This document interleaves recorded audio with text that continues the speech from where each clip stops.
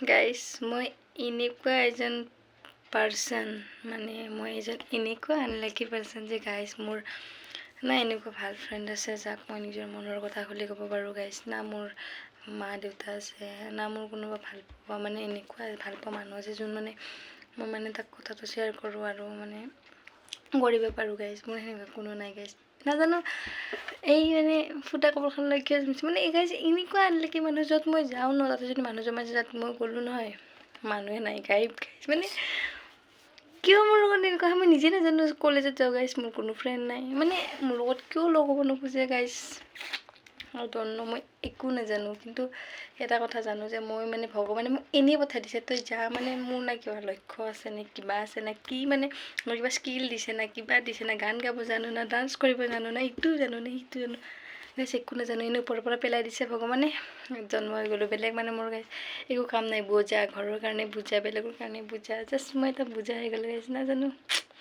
ইমানে unlucky person কোনো নাই গাইজ। মোৰ যেতিয়া দুখ লাগে অকলে অকলে কান্দিব লাগে, কোনো নাই। আৰু কাৰোবাক যদি কওঁ দুদিন পিছত শুনা পালে মোৰ কথাটোৱে দেখোন হাঁহি আছে সকলোৱে।